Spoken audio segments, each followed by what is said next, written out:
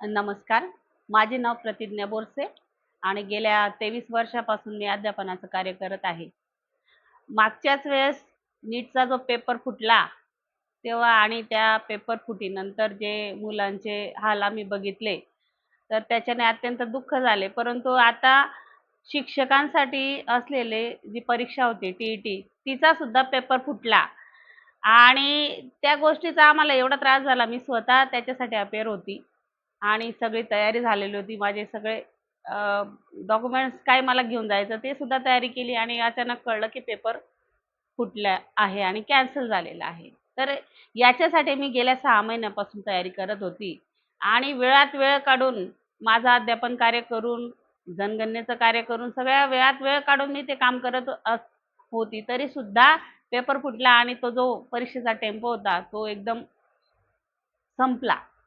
ही गोष्ट बघता की महाराष्ट्रामध्ये आणि देशामध्ये एवढा भ्रष्टाचार खोलवर रुजलेला आहे. जे पेपर बनवतायत तेच पेपर फोडतायत. त्यांना वाटायला पाहिजे थोडी कठीण शब्दात आता मी बोलत नाही. परंतु त्यांना थोडंसं वाटायला पाहिजे की आपण काय काम करतोय आणि याच्याने जो सर्वांना त्रास होतोय, शिक्षकांना त्रास होतोय. एक तर पहिला मुद्दा हा आहे की ही परीक्षाच का? हा पॉइंट आहे की आम्ही चांगलं काम करत नाही का हा प्रश्न उपस्थित होतो. तरी आम्ही त्याला पॉझिटिव्हली घेतलं होतं की चला आपण स्वतः अपडेट होऊन जाऊ आणि आम्ही अभ्यासाला लागलो होतो. परंतु त्याच्यानंतरही हे अशी कामं होत असतील सरकारकडनं, सरकारचं मग याच्यातनं एक गोष्ट पण येते की त्यांचा वचक नाही का त्यांच्या डिपार्टमेंटवर. या सगळ्या गोष्टी बघता सरकारला विनंती आहे की जे दोषी असतील त्यांच्यावर कडक कार्यवाही केली तरच अशा या गोष्टी थांबू शकतील. अन्यथा या वाढत जाणारे हा भ्रष्टाचार जो आहे याच्यावर आधी घाव घालायला पाहिजे. थँक्यू. हे आपल्या चॅनलच्या माध्यमातून सांगू इच्छितो की शिक्षक पात्रता परीक्षा म्हणजे टी-ई-टी जी 28 तारखेला होणार होती, तिच्या आदल्या दिवशीच शनिवारी पेपर फुटला आणि हे पेपर फुटीचं जे सत्र आहे ते थांबायचं नाव घेत नाही आहे. मागेच नीटचा पेपर फुटला. आता टी-ई-टी जर अशा पद्धतीने पेपर फुटत असतील तर हे आपल्या पुरोगामी महाराष्ट्रासाठी फारच वाईट गोष्ट आहे.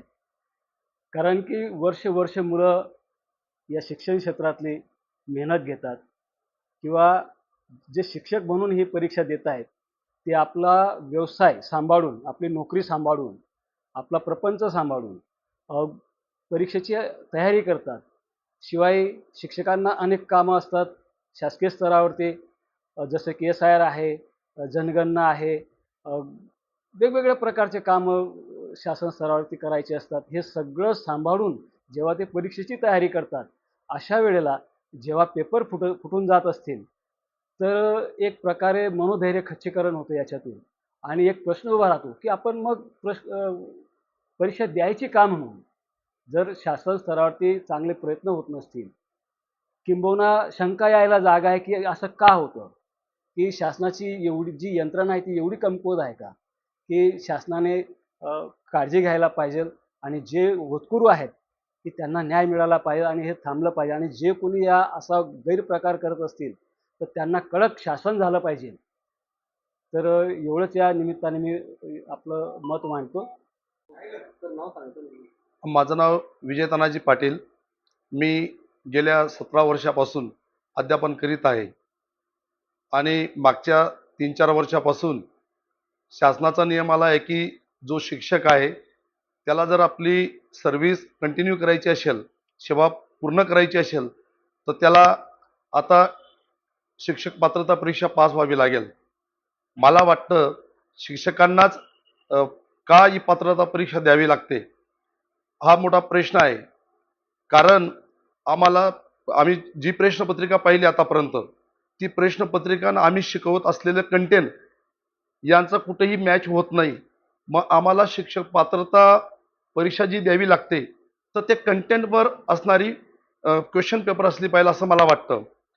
आणि मध्येच अनेक वर्षापासून अनेक महिन्यापासून माझे सहकारी अभ्यास करून ती पात्रता परीक्षेसाठी खूप मेहनत घेत होते. कारण आम्ही एवढ्या उन्हात जनगणना केली, अनेक वेगवेगळे आम्हाला ऑनलाईन कामं करावी लागतात. ते करूनही आणि मध्येच आमचा हिरमूड झालेला आहे. हा जो पेपर फुटलेला आहे. जर प्रशासन आपल्या परीने या परीक्षा जर पारदर्शकपणे जर पार पडत नसतील किंवा त्यांच्याकडून होत नसतील, तर प्रशासनाने गंभीरपणे याचा विचार केला पाहिजे. कारण आमच्या भावनांशी नेहमी खेळ होत आहे असं आम्हाला जाणवतंय. तर माझी प्रशासनाला विनंती आहे की आपण जी जी परीक्षा घेणार आहात, ती परीक्षा घेताना त्याची जी सिक्रेसी आहे, ती सिक्रेसी मेंटेन का होत नाही? कुठून हा पेपर फुटतोय? तर मला वाटतं की मोठा मासा सुटून जातोय आणि छोट्या मासाला पकडलं जातंय. आणि कृपया करून आमच्या भावनांची खेळ बंद करा. एवढंच माझं म्हणणं आहे.